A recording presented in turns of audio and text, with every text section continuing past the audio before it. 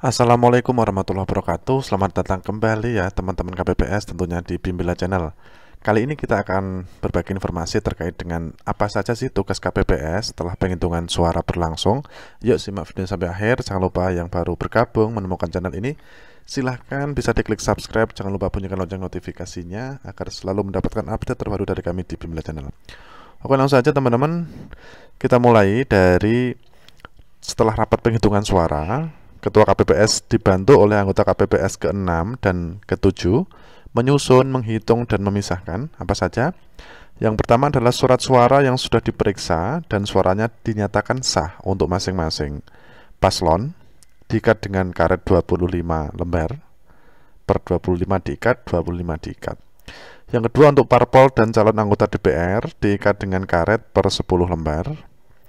Berikutnya adalah parpol dan calon anggota DPRD kabupaten atau kota dan calon perseorangan anggota DPD ini juga diikat dengan 10 lembar. Untuk mudahnya berarti selain pemilu presiden dan wakil presiden ini diikat 10 lembar, 10 lembar suara sah. Kemudian untuk paslon presiden wakil presiden diikat per 25 lembar suara sah. Oke Bapak Ibu, kita lanjut. Next. Surat suara yang sudah diperiksa dan suaranya dinyatakan tidak sah untuk masing-masing jenis pemilu diikat dengan rincian sama ya. Untuk pemilu presiden dan wakil presiden 25 lembar surat suara diikat ya. Kemudian untuk pemilu selain itu DPR, DPD, DPRD provinsi dan DPRD Kapko ini diikat per karetnya 10 lembar sama dengan surat suara sah. Oke, itu poin yang pertama teman-teman. Kita lanjut. Setelah itu kemudian yang harus kita lakukan adalah hasil penyusunan antara pemisahan surat suara sah tidak sah tadi dan penghitungan surat suara dicocokkan dengan hasil penghitungan suara berdasarkan pencatatan pada formulir C hasil ya, sesuai jenis pemilunya. Jadi kita harus mencocokkan. Apabila hasil pencocokan telah sesuai, maka Ketua KPPS mengesahkan hasil penghitungan suara di TPS, kemudian menandatangani formulir model C hasil masing-masing jenis pemilu dan diikuti oleh seluruh anggota KPPS serta saksi yang hadir dan bersedia menandatangani. Itu adalah satu proses tahapan ya Bapak Ibu ya, setiap jenis pemilu nantinya. Langkah berikutnya, Ketua KPPS dibantu anggota KPPS ke-6 atau ke-7 atau anggota KPPS yang memiliki kemampuan menulis dengan baik membuat dan menggandakan formulir model C hasil salinan masing-masing jenis pemilu dengan cara, ada 3 cara teman-teman. Yang pertama dengan cara mengisi formulir model C hasil salinan untuk masing-masing jenis pemilu mengacu pada data dan informasi yang tercantum pada formulir model C hasil masing-masing jenis pemilu yang telah disahkan oleh Ketua KPPS. Jadi acuan kita adalah formulir C hasil yang di papan Bapak Ibu ya. Kemudian menggandakan formulir model C hasil salinan ya, hasil salinan menggunakan alat atau mesin penggandaan dokumen yang disediakan di TPS. Nah, ini yang membedakan antara pemilu beberapa tahun lalu dengan yang sekarang.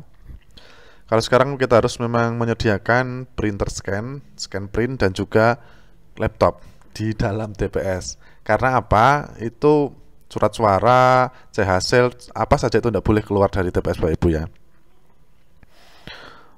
Oke, yang ketiga, menandatangani formulir model C hasil salinan, baik terhadap formulir model C hasil salinan sebagaimana dimaksud pada angka 1 ini, maupun terhadap formulir model C hasil salinan hasil penggandaan sebagaimana dimaksud pada angka 2. Maksudnya begini Bapak Ibu. Hasil salinan yang ditulis oleh teman-teman KPPS tadi dan juga hasil scan, hasil print untuk diberikan kepada saksi, panwas dan lain sebagainya nanti, ini harus ditandatangani oleh Ketua KPPS dan seluruh anggota KPPS serta saksi yang hadir dan bersedia menandatangani. Oke, kita lanjut Bapak Ibu. Ketua KPPS dibantu oleh anggota KPPS kedua atau ketiga. Nah, ini terkait tugas Sirekap. Membuat formulir model C hasil salinan masing-masing jenis pemilu dalam bentuk digital menggunakan Sirekap ya, difoto. Untuk Sirekap ini kalau dari panduan dari KPU ini memang tugas KPPS 2 dan 3 Bapak Ibu ya. Tapi di lapangan ya terserah ya. Malah menurut hemat kami itu KPPS 7 itu lebih pas sebenarnya untuk memegang Sirekap ya. bukan maksud untuk mengecilkan apa itu tugas untuk jaga tinta, tapi kalau dilihat dengan yang lain itu memang tugasnya agak ringan Bapak Ibu. Tapi ya terserah lah, nggak apa-apa. Bahkan ada teman saya yang ketua juga merekam jadi Sirekap juga ada. Nah ini langkah selanjutnya tadi ya, yang harus diupload di Sirekap. Dan kita berdoa bersama semoga nanti jaringannya juga lancar, servernya tidak down. Oke, berikutnya adalah kegiatan pembuatan dan pengadaan formulir model C hasil salinan sebagaimana dimaksud dalam huruf C. Huruf C maksudnya yang atas tadi ya. Dapat dilakukan secara bersamaan dengan kegiatan pembuatan formulir model C hasil salinan dengan bentuk digital atau Sirekap. Maksudnya begini. Membuat C hasil salinan kemudian mengupload di Sirekap itu bisa dilakukan secara bersamaan. Dasarnya apa? Dasarnya adalah C plano. Dasarnya adalah C hasil yang ada di papan. Itu ya Bapak Ibu maksudnya ya. Kemudian poin berikutnya, Ketua KPPS dibantu oleh anggota KPPS keempat atau kelima memasukkan formulir C hasil salinan yang telah ditandatangani ke dalam kantong plastik ziplock untuk disampaikan pada KPU kabupaten atau kota. Nah juga nanti setelah ini proses ini adalah memasukkan semua berita acara, semua apa itu daftar hadir dan sebagainya dimasukkan ke dalam map masing-masing Bapak Ibu ya. Oke, kemudian langkah selanjutnya Ketua KPPS ini dibantu oleh KPPS 6 atau KPPS 7 menyusun dan memasukkan untuk pemilu presiden dan wakil presiden ya. Yang pertama surat suara sah ke dalam sampel surat suara sah. Surat suara tidak sah ke dalam sampel surat tidak sah. Begitu juga dengan surat suara tidak digunakan, masuknya ke dalam sampel surat suara tidak digunakan. Dan terakhir, surat suara rusak atau keliru coblos di dalam sampel surat suara rusak atau keliru coblos. Ya, keliru coblos. Oke. Ini juga berlaku untuk semua jenis pemilihan. Berikutnya, Ketua KPPS dibantu anggota KPPS ke-6 atau ke-7 menempelkan segel pada masing-masing sampel ya. Setelah semuanya dimasukkan ya Bapak Ibu ya. Tentunya ini nanti juga harus disegel. Berikutnya, Ketua KPPS dibantu anggota KPPS ke-6 atau ke-7 memasukkan sampel yang telah berisi surat suara dalam kotak suara sesuai dengan jenis pemilu.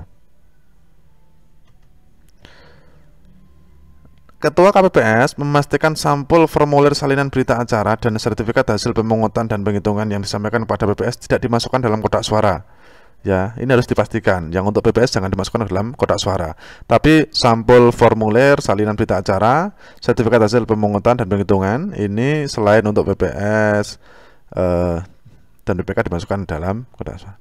Kemudian Ketua KPPS dibantu anggota KPPS ke-6 atau ke-7 mengunci kotak suara menggunakan segel plastik sebagai alat pengaman lainnya, pengganti gembok kotak suara dan ditempel disegel pada segel plastik sebagai alat pengaman lainnya pengganti gembok. Berikutnya dalam hal segel plastik sebagai alat pengaman lainnya pengganti gembok kotak suara sebagaimana dimaksud dalam huruf R tidak dapat berfungsi karena rusak dapat diganti dengan ikatan pengait lainnya yang kuat. Ya, jadi ketika gembok ini rusak, maksudnya segel plastik rusak bisa diganti dengan karet lainnya yang kuat.